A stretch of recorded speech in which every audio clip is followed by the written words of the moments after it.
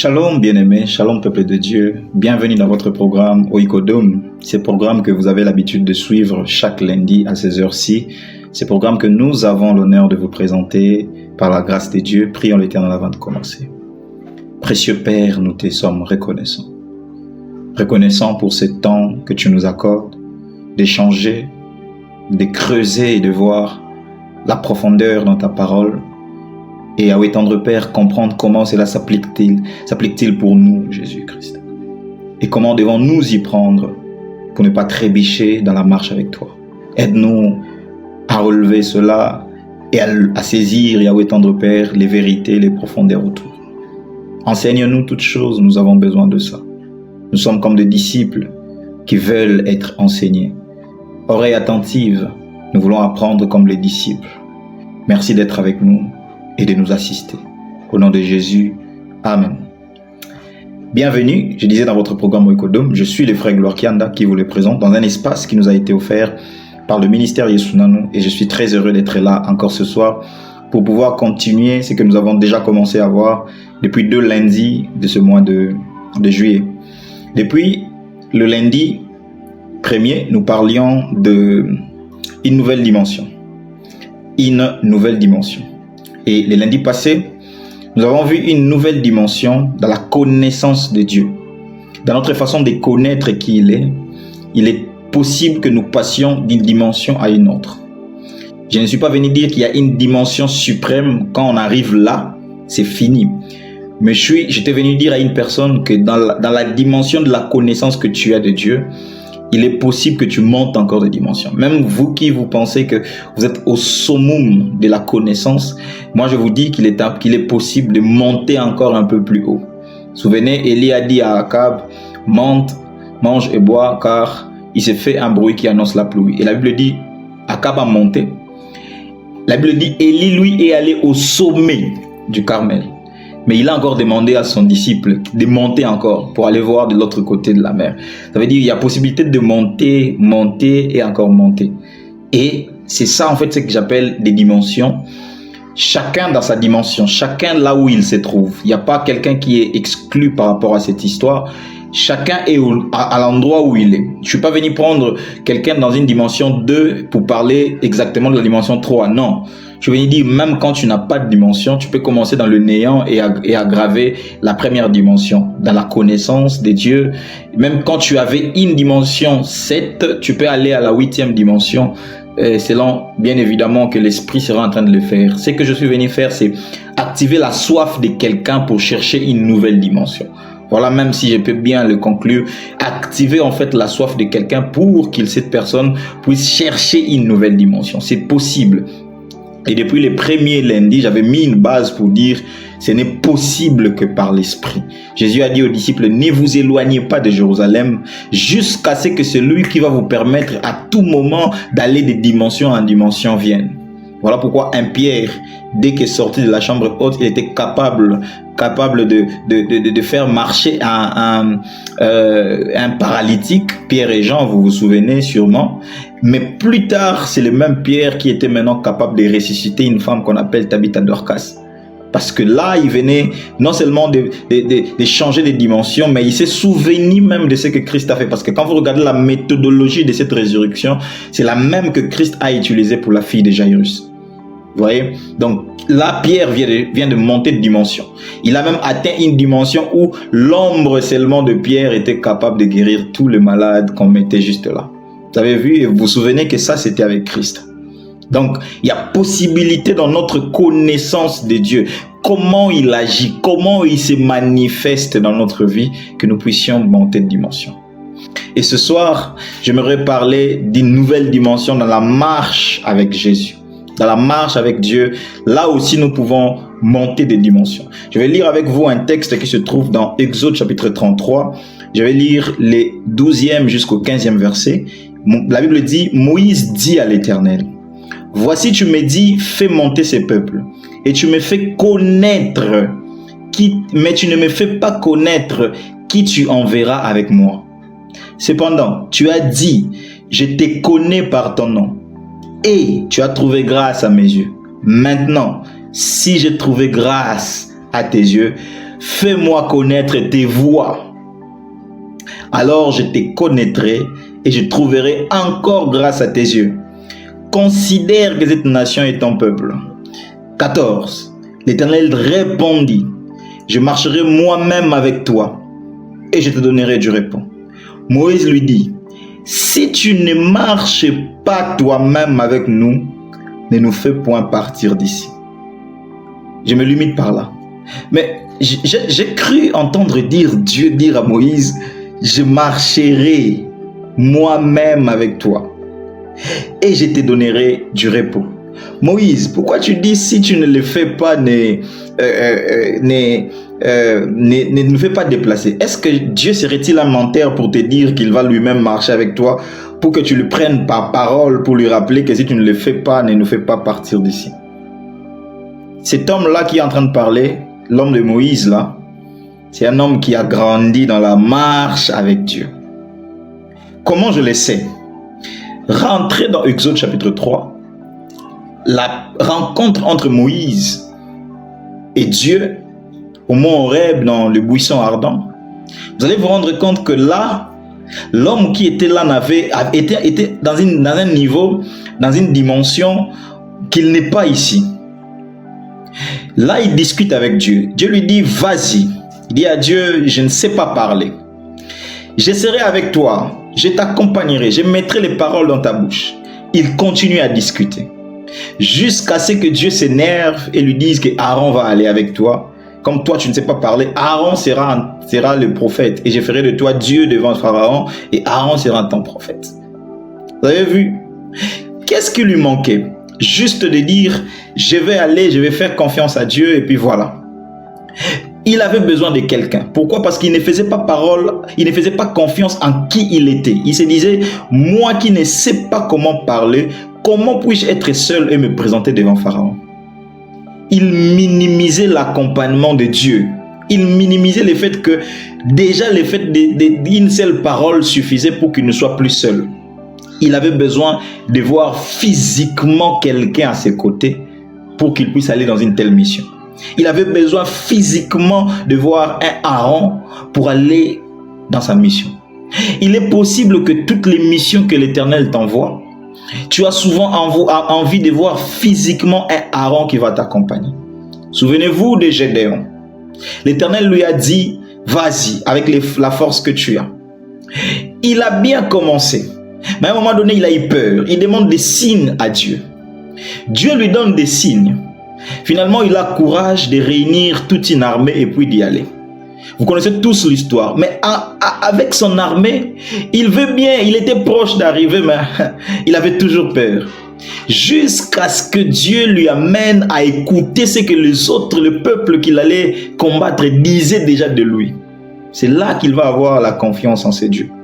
Parce que la marche avec Dieu, ça veut tout simplement dire que nous ne sommes plus seuls dans cette marche. Lorsque sa parole est libérée pour une mission, lorsque la parole est libérée pour un objectif, il est avec nous. La marche avec Dieu n'est pas une marche dont nous avons besoin de vivre physiquement des choses, mais nous avons besoin de croire en ce que tout ce qui peut être physique au moment opportun est d'abord spirituel. Et les spirituels marchent déjà avec nous. Nous rentrons dans l'histoire de Moïse. Moïse dit, il faut qu'il y ait quelqu'un. Mais quand vous lisez ici, Moïse dit, il dit à l'Éternel, voici tu me fais monter avec ce peuple, mais tu ne me fais pas connaître qui tu enverras avec moi. Ça donne l'impression comme s'il était en train de demander la même chose que la première fois avec Aaron. Vous avez l'impression comme s'il a encore besoin d'un autre Aaron. Mais quand vous lisez les versets 15, il met exactement cet accent pour dire, il ne s'agit pas d'Aaron. Si toi-même tu ne pars pas avec nous, ne nous fais pas quitter ces lieux. Moïse, il n'y a pas plus longtemps, tu avais besoin d'un Aaron. Maintenant, tu as besoin de Dieu lui-même pour marcher avec toi. Écoutez, ce qui se passe ici, c'est que pour la première fois, Moïse avait besoin d'un homme physique pour l'accompagner. Pour la deuxième fois, Moïse n'avait plus besoin d'un homme physique. Il avait besoin de l'esprit lui-même. Il avait besoin de Dieu lui-même. Comment est-il passé du physique au spirituel? Oh bien-aimé, c'est ce que moi j'appelle une nouvelle dimension dans la marche avec Dieu. Cette nouvelle dimension, c'est la dimension dans laquelle David s'est trouvé quand il disait, même dans la vallée de l'ombre de la mort, moi je n'ai craint aucun mal parce que je sais que tu es avec moi. Mais tu ne le vois pas. Comment tu sais? Je n'ai pas besoin de le voir. Je sais qu'il est avec moi. Je suis en fait venu dire à une personne, c'est quand tu traverses une vallée dont tu te reconnais au plus profond de toi, dans la paix et dans la quiétude, que l'Éternel est avec toi. Ça y est, tu as changé de dimension dans la marche avec Dieu. La marche avec Dieu ne signifie pas que tu seras toujours dans le rose. La marche avec Dieu ne signifie pas seulement que tout sera bon pour toi. La marche avec Dieu ne signifie pas que tu vivras juste la victoire avant d'avoir vécu les combats.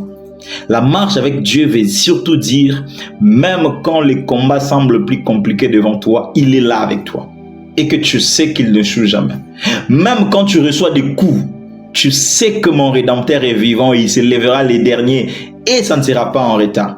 Ça, c'est une personne qui a grandi dans sa marche avec Dieu. J'ai envie de poser une question qui me vient tout de suite en tête. As-tu déjà grandi dans la marche avec Dieu? Des questions souvent que tu te poses. Parfois des prières que tu fais à certains endroits et à certains niveaux de ta vie. Est-ce que ça te montre que tu as déjà grandi dans la marche avec Dieu? Parfois de peur que tu as. Est-ce que ça te fait conclure que tu as grandi avec Dieu? Il se peut que les péchés qui te tourmentent, que tu n'arrives pas à abandonner, parce que tu n'as pas encore grandi dans ta marche avec Dieu. Quelqu'un qui a grandi dans sa marche avec Dieu, il sait exactement ce qu'il faut. Et il sait où il doit être.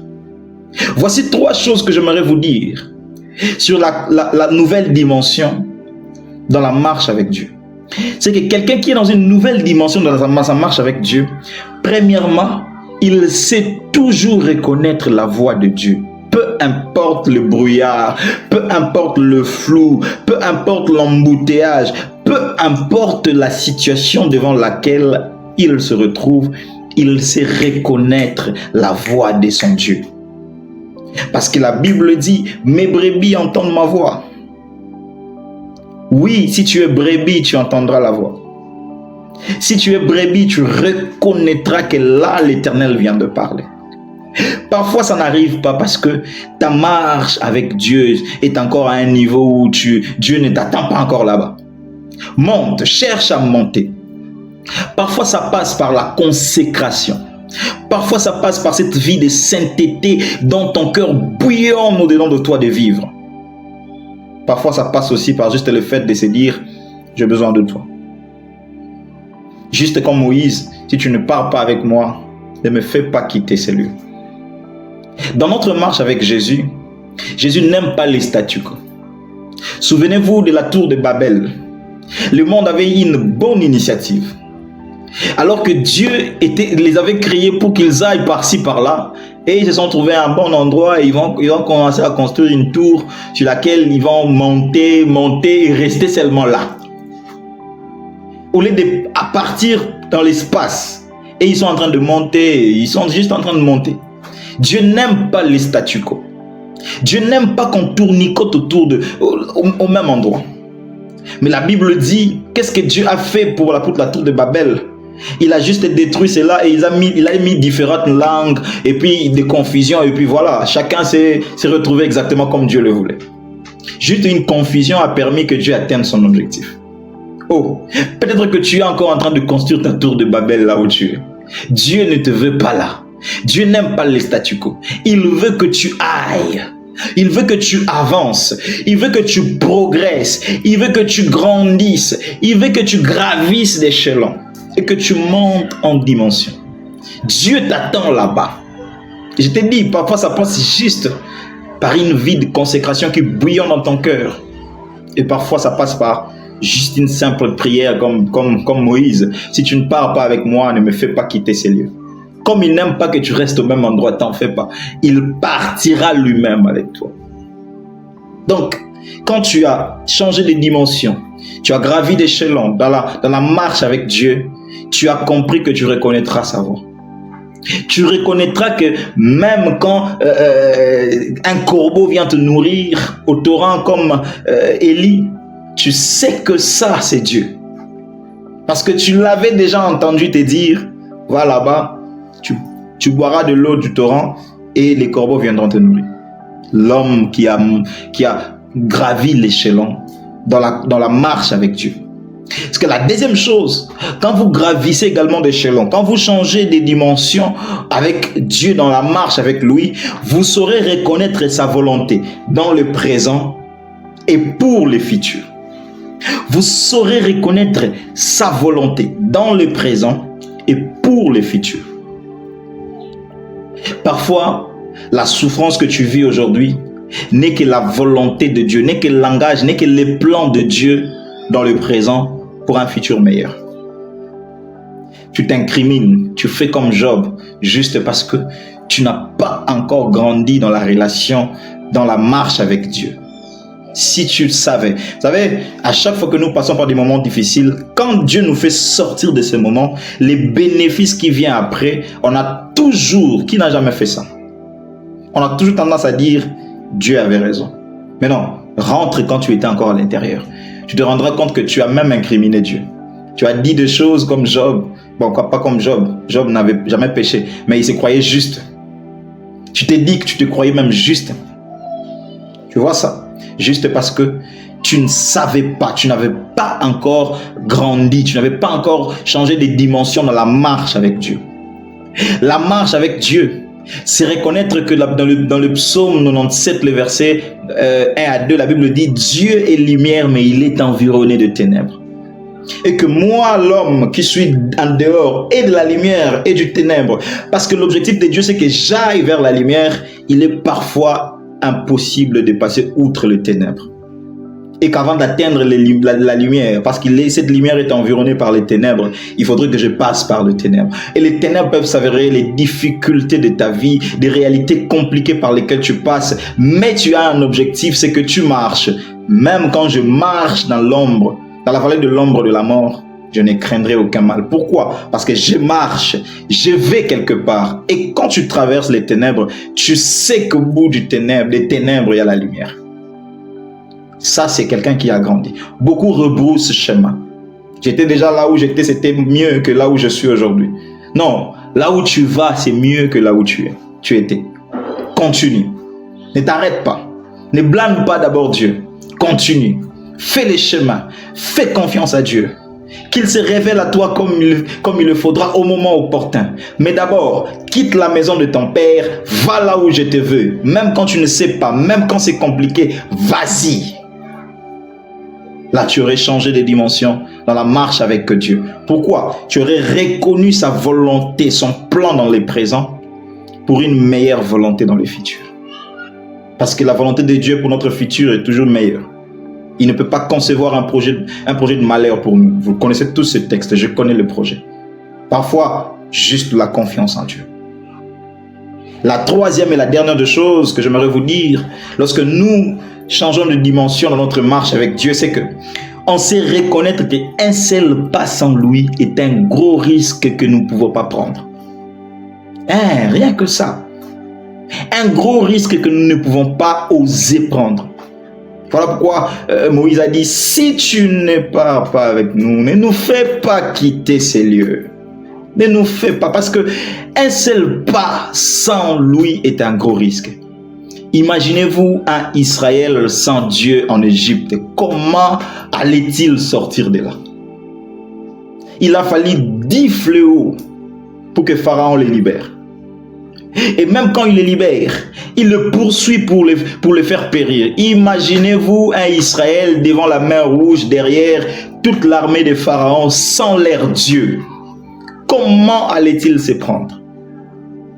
Ils arrivent, Dieu lui donne la victoire sur beaucoup de peuples, les Amalécites et tout ça.